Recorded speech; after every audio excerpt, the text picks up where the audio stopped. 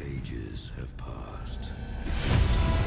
Egypt, a place of beauty and history, as well as a manifold of cultures, traditions, and types of entertainment, and a wonderful group of people.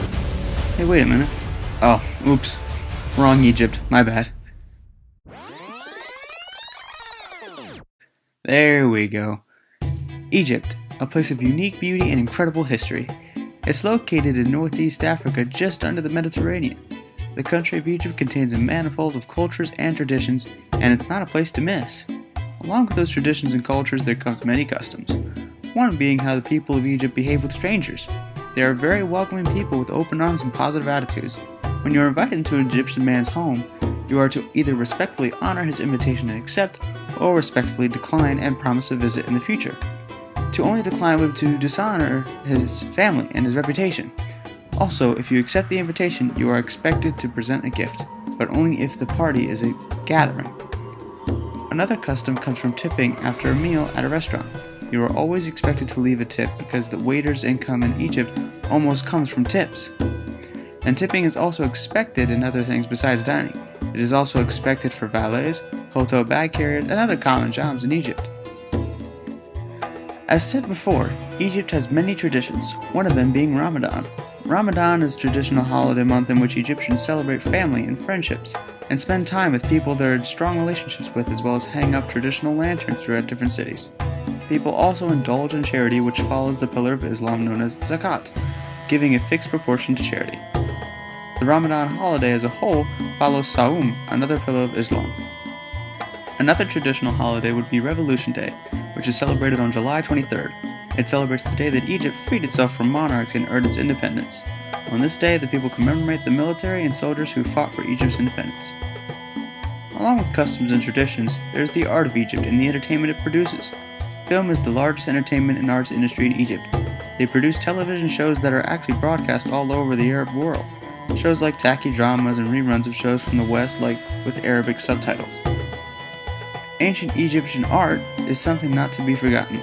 It took so many forms, statues and structures like the pyramids of Giza and the Sphinx, as well as hieroglyphics, which was ancient Egypt's form of writing and literature in pictures and shapes. I would call those art in my opinion.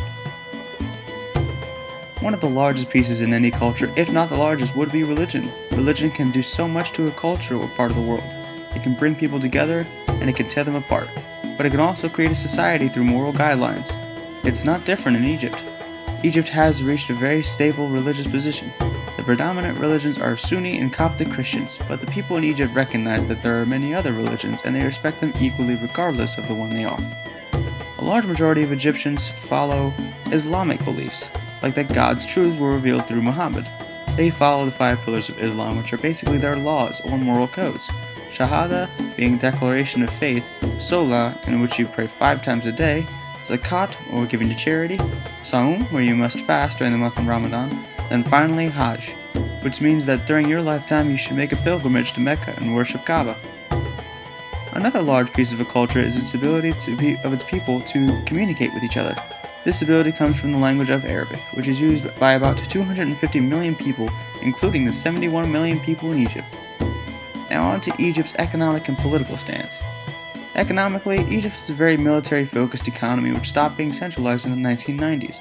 What that means is that in the 1990s, Egypt began to share its economical standpoint with the rest of the world instead of only keeping it to Egypt and nowhere else. The people use the Egyptian pound, which have images of ancient structures and famous religious figures.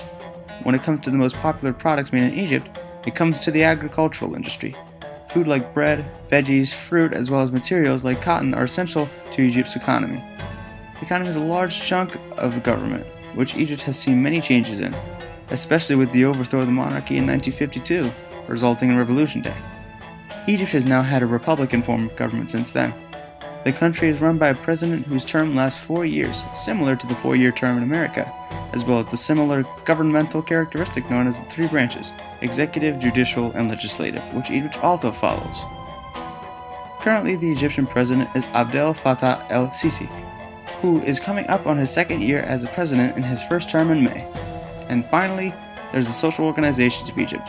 Most, if not all, Egyptians' households include nuclear families, which is a family consisting of 2 parents and a child or children. unlike a single-parent family or a marriage in which the husband has multiple wives. Beyond the nuclear family organizations, there are also the average social institutions of Egypt.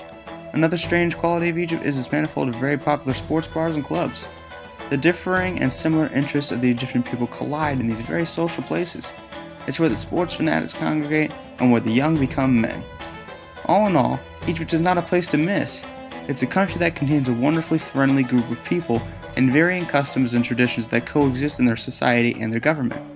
They are similar to the USA in some ways, but in detail, it's also very different.